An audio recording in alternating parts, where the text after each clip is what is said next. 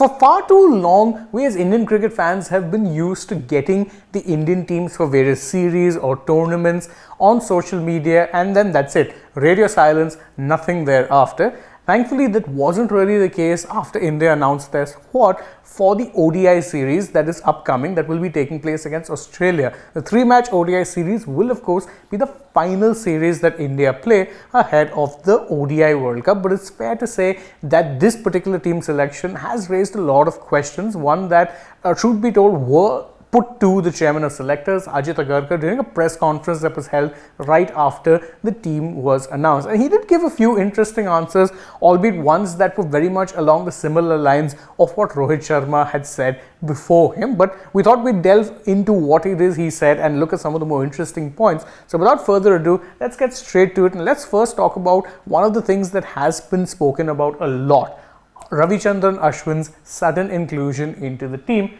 And to that, all Ajit Agarkar had to say was that, look, a few of the guys are being given a breather for the first two ODIs. Akshar Patel is not one of them. Remember, he's out injured, but we're hopeful that Akshar will be fit. Ashwin, he brings experience, so he's an option just in case there is a need at some stage to look at a couple of guys. Just in case there is a need at some stage to look at a couple of guys. So what it does seem like at this point is that Ashwin, rather than being a first choice option, much like he was out of nowhere when he was brought into the side for the T20 World Cup in 2022, is being looked at more as a backup option, someone who has plenty of experience, who can be handy both with the ball and the bat, but someone who's very much lower down the pecking order than what most people would expect him to be. It does seem like that for now. The main options look to be Akshar Patel for that backup option, and his backups would be Washington Sundar and Ravichandran Ashwin in that order. Of course, could be wrong. You don't really know how it is that the wind blows, and we've seen stranger things happen in Indian cricket, but based on what Agarkar has said here, it does seem like Ashwin is not the first choice for that particular spot, even though him being brought in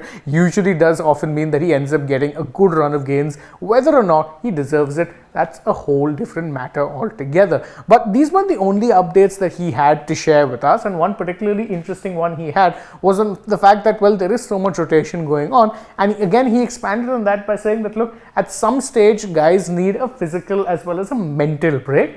Come the third ODI, we will play our ODI World Cup squad.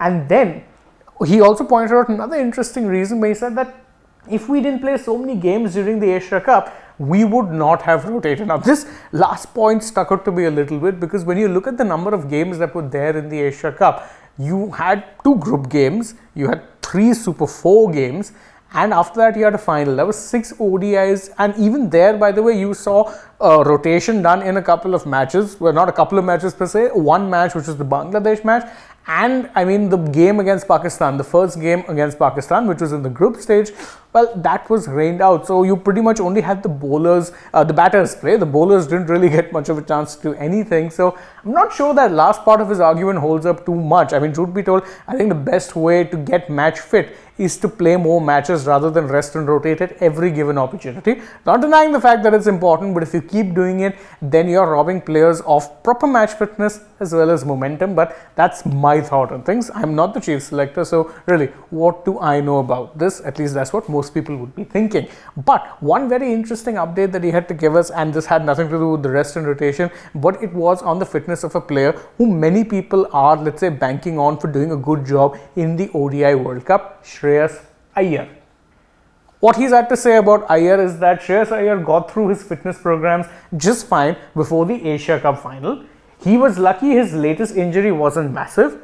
He will have to get through these games, and we are hopeful that he is fine to be able to do just that. Now, you remember that Shreyas Iyer, after recovering from that back injury which afflicted him and had him down for months, he ended up getting back spasms or experiencing back spasms ahead of the second match against Pakistan, which is in the Super 4s. He missed out on that match, and well, you know, his fitness thereafter was a bit of a closely guarded secret. He was practicing a couple of days after, so that was a good sign, but it was pretty clear that he did have let's say an issue, because again, he didn't play a single game after that. He didn't play the game against Bangladesh, and there was no way that he was going to be playing the final against Sri Lanka, although even if he did, he probably wouldn't have batted because they only had to chase 50 runs.